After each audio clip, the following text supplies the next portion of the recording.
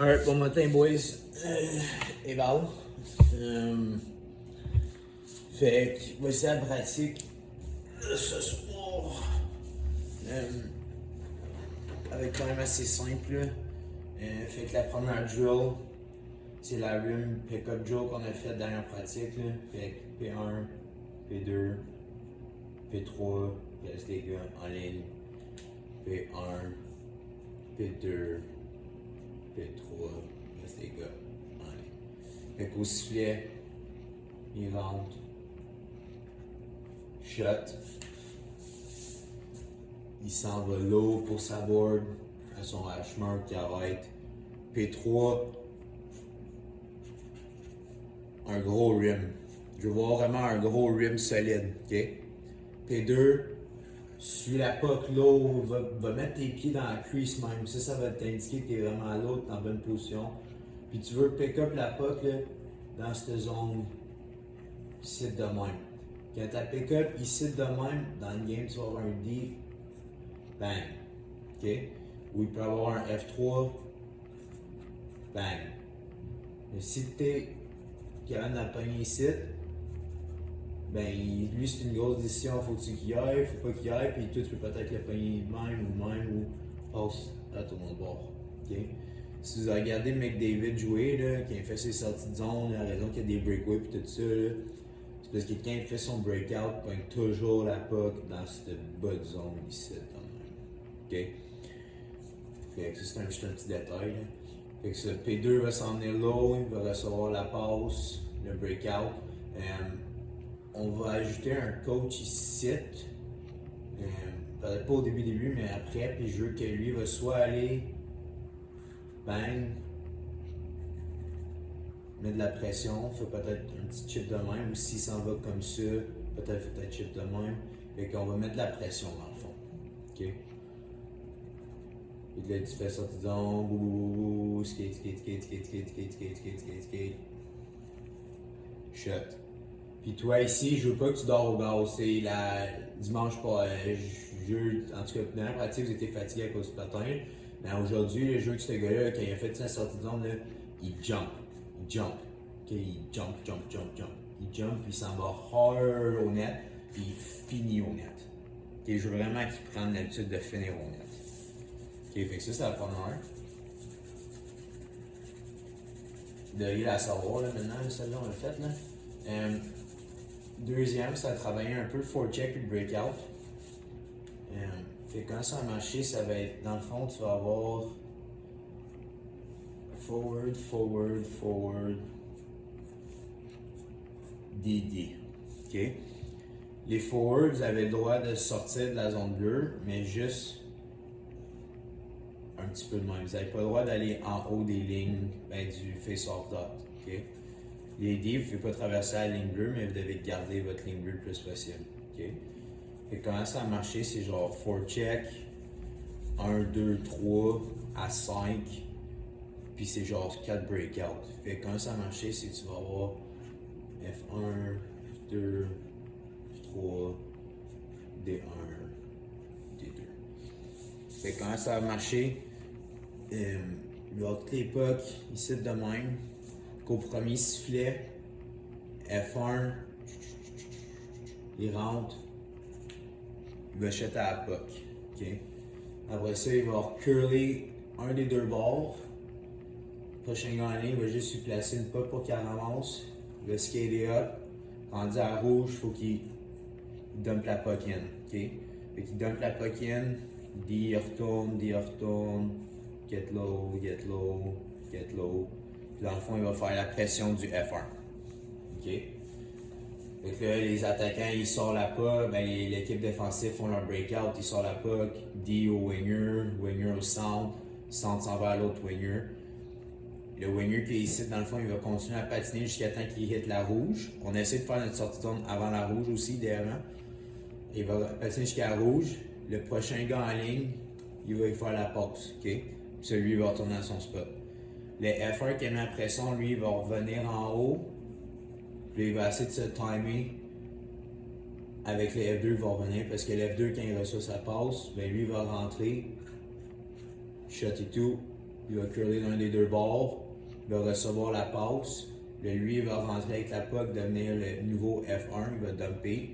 Le gars qui était F1, ben lui, il est revenu en haut, il trouve son timing, lui, il devient le F2. OK?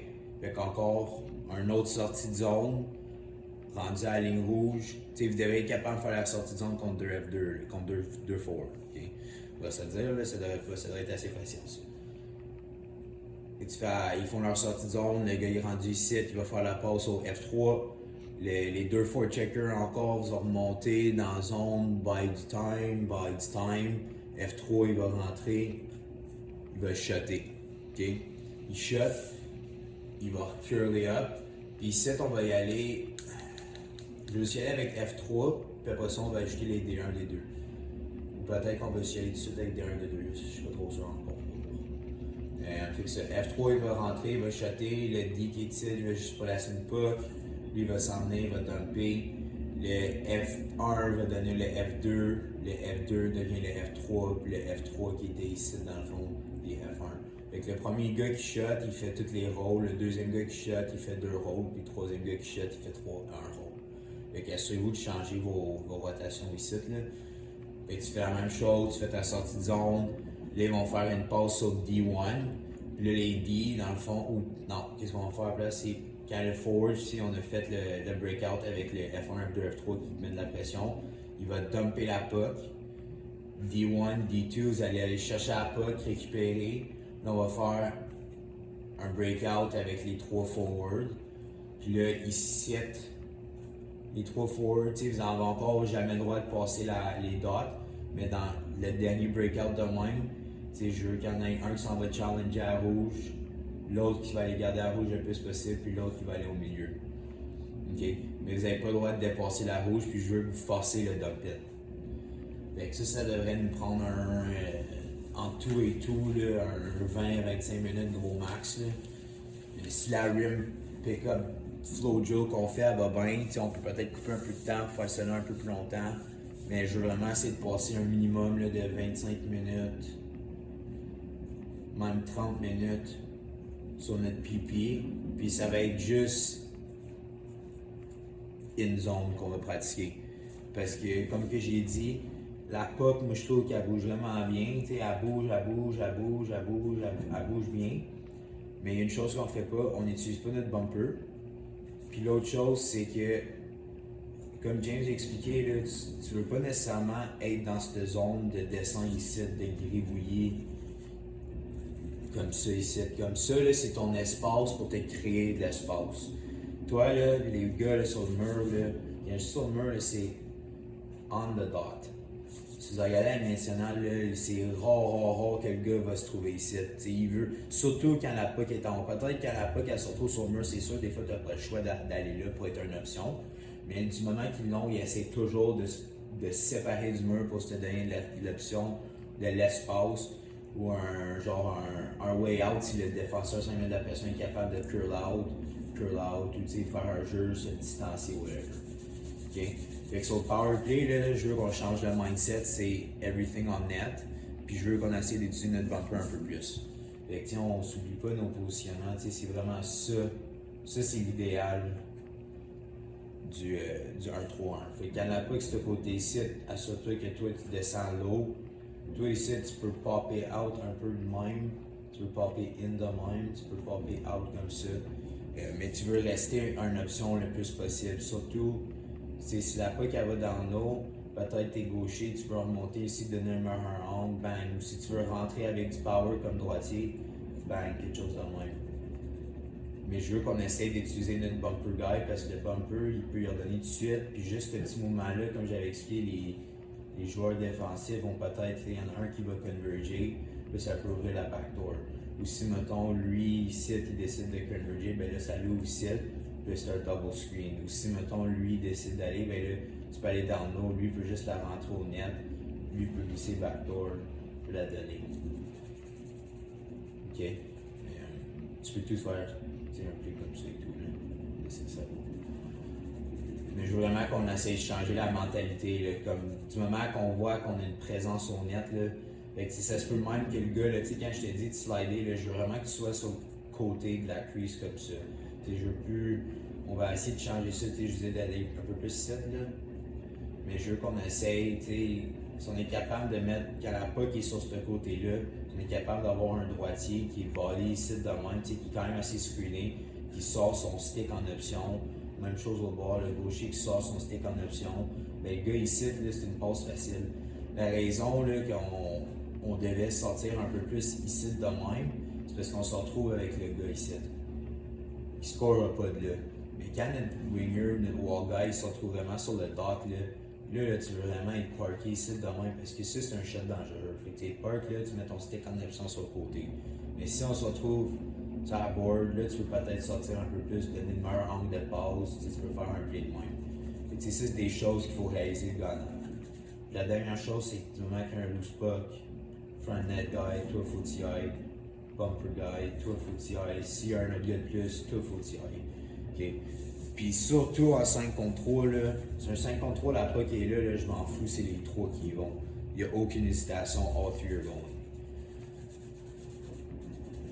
Si jamais c'est un 5 contre 3, l'idée c'est de faire déplacer. En général, les teams vont essayer de dire comme. On va set-up de même. C'est un gars qui joue en haut. Fait que tu peux faire comme. Ça varie des teams. Il y a des teams que ça va être juste lui qui bouge side to side. Il y en a d'autres qui vont set-up plus. Moi j'aime ça comme ça. Tu fais un genre de triangle. Lui il se promène comme ça. Lui il se promène comme ça, puis comme ça, puis lui il se promène comme ça, puis comme ça. Fait qu'on coupe tout. Fait quand la puck est ici, ben lui il est capable de watcher ça, il est capable de watcher ça, la puck elle monte, ben lui il descend, lui il va peut-être shifter un peu aussi de même. Là l'autre bord, lui il va shift over, lui il remonte en haut, lui il redescend un peu ici de même. Et tu ouvres toujours, puis t'as tes backdoors, puis tu laisses l'extérieur. Fait que nous c'est ça que tu fais en 5 contre 3. Habituellement, là, dans le 2 en tout cas. Là. Fait que nous, notre objectif dans ce temps-là, ça serait de faire bouger la puck en haut pour qu'on puisse absorber, mettons, on peut les absorber comme ça. Fait que là, on peut avoir un genre de mini surnom dans l'eau, où mettons, on fait un shot, ben on peut avoir lui qui converge le gars dans la net, puis lui qui s'en va de même. Fait que c'est ça. Fait que je veux qu'on change vraiment notre mentalité sur le power play. Le breakout était quand même assez bon dans contre des cyclones, mais ouais. Puis qu'on change la mentalité du powerplay.